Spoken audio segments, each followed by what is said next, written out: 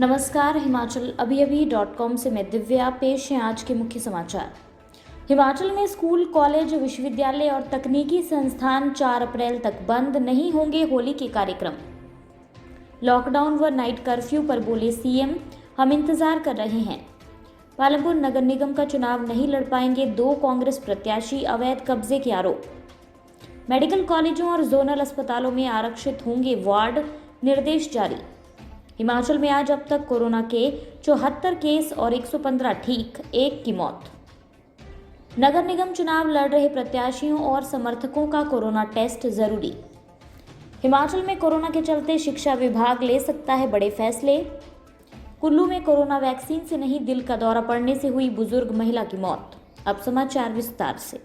आपके स्वास्थ्य का प्रहरी, श्री बालाजी हॉस्पिटल, कांगड़ा, हिमाचल।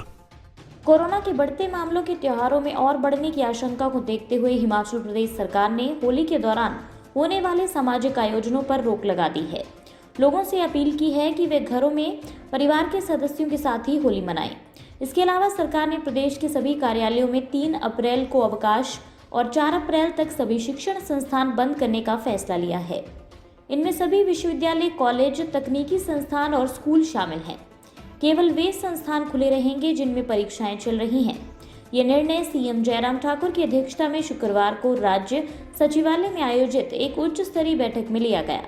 मंदिरों में लंगर लगाने और धार्मिक आयोजन जैसे हवन, यज्ञ, सत्संग, जागरण आदि पर भी प्रतिबंध लगा दिया गया है।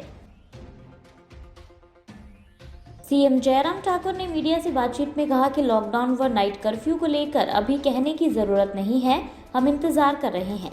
अभी एक्टिव केसों का आंकड़ा 2000 के करीब पहुंचा है। 1 हफ्ते तक देखेंगे कि एक्टिव केस कितनी तेजी से बढ़ते हैं, उसके बाद ही कोई फैसला लिया जाएगा। अभी एहतियातन कदम उठाए गए हैं। सीएम ने कहा कि हाल ही में हिमाचल में कोविड मामलों में बढ़ोतरी हुई है। पर्यटकों को लेकर पूछे सवाल के जवाब में सीएम ने कहा कि पिछले साल पर्यटन सीजन कोरोना के चलते पूरी तरह से तबाह हुआ है। आने वाले दिनों में होटल व होम स्टे में एसओपी को सख्ती से लागू करने के लिए कहा जाएगा, लेकिन अभी पर्यटकों को रोकना हिमाचल की आर्थिकी व रोजगार के लिए उचित नहीं है। मामलों में तेजी आती है तो रिव्यू कर इस मामले में भी फैसला लिया जाएगा। नगर निगम पालमपुर में चुनाव लड़ रहे 2 कांग्रेस प्रत्याशियों को चुनाव लड़ने के लिए अयोग्य करार दिया गया है। शुक्रवार को उपमंडल न्यायिक अधिकारी नागरिक की अदालत ने फैसला सुनाया। दोनों पर अवैध कब्जों का आरोप है। हालांकि इनके दस्तावेज सही पाए गए थे, लेकिन अवैध कब्जों के आरोप में इन पर ये फैसला आया है। नगर परिषद की अध्यक्ष रही राधा सूद और ओंकार चंद पर ये आरोप लगे हैं। राधा सूद नगर निगम के वार्ड 2 पालमपुर और ओंकार चंद वार्ड 4 आइमा से कांग्रेस टिकट पर चुनाव लड़ रहे थे। सहायक निर्वाचन अधिकारी एवं एसडीएम पालमपुर की अदालत में इस मामले पर गुरुवार से ही काफी मत्थापच्ची हुई थी। एसडीएम ने इसका फैसला शुक्रवार के लिए सुरक्षित रख लिया था। हिमाचल प्रदेश में लगातार बढ़ रहे कोरोना संक्रमण के मामलों को देखते हुए स्वास्थ्य विभाग ने मेडिकल कॉलेजों और जोनल अस्पतालों में वार्ड आरक्षित करने के निर्देश दिए हैं। इन वार्डों में कोरोना संक्रमित मरीज भर्ती किए जाएंगे। इन वार्डों में 24 घंटे डॉक्टर और नर्स ड्यूटी पर रहेंगी। प्रदेश के 4 जिलों ऊना, कांगड़ा, सिरमौर और सोलन में कोरोना संक्रमण के मामले लगातार बढ़ रहे हैं। स्वास्थ्य विभाग इन जिलों के सीएमओ से संपर्क में है। सीएमओ और वरिष्ठ चिकित्सा अधिकारियों को सतर्क रहने के लिए कहा जा रहा है। शुक्रवार को स्वास्थ्य सचिव अमिताभ अवस्थी ने कोरोना वैक्सीन को लेकर अधिकारियों और मेडिकल अफसरों के साथ मंथन किया। अन्य समाचार ब्रेक के बाद।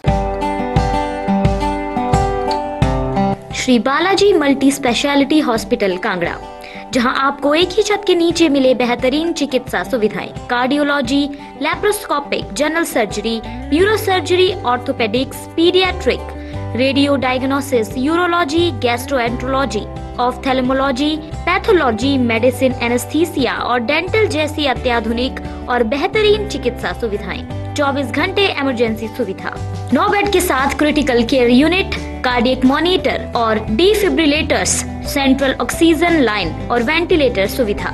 हिमाचल प्रदेश के सबसे बड़े निजी स्वास्थ्य सेवा प्रदाताओं में से एक Shri Balaji multi speciality hospital Kangra राष्ट्रीय स्वास्थ्य बीमा योजना के साथ सूचीबद्ध Shri Balaji multi speciality hospital Kangra BPL परिवारों के लिए अस्पताल में कैशलेस भर्ती होने के साथ ही ईसीएच की भी सुविधा। हमारा पता Shri Balaji multi speciality hospital, Balaji Vihar, Ujjain, Kangra. संपर्क करें 9218411108 पर। Shri Balaji multi speciality hospital, Kangra.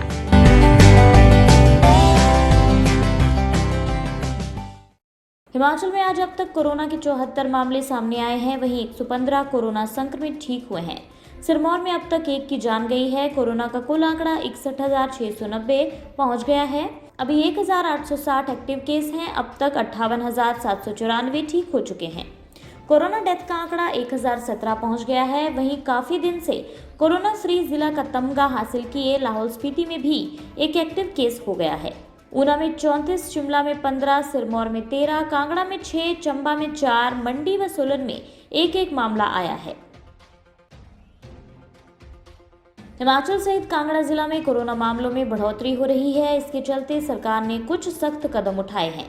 वहीं कांगड़ा प्रशासन ने नगर निगम चुनाव लड़ने वाले प्रत्याशियों और उनके समर्थकों को कोरोना जांच जरूरी कर दी है।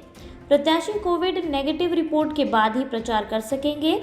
डीसी कांगड़ा राकेश प्रजापति ने इस बाबत आदेश जारी किए हैं।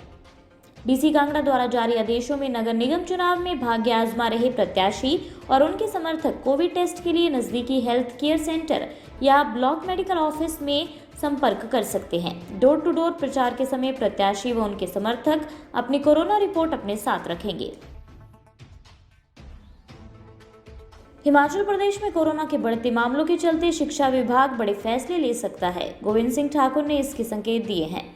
कोरोना काल के चलते शिक्षा को बढ़ावा देने, सरल व रोचक बनाने के लिए अरबिंदो सोसाइटी ने शिक्षा विभाग के सौजन्य से 2 ऐप्स लॉन्च किए हैं, जिसमें एक इनोवेटिव पाठशाला ऐप अध्यापकों का ज्ञानवर्धक करेगी, जबकि दूसरी माइक्रो स्कॉलरशिप ऐप्स छात्रों को रोचक अध्ययन सामग्री उपलब्ध करवाकर क्विज प्रतियोगिता के लिए प्रोत्साहन देगी।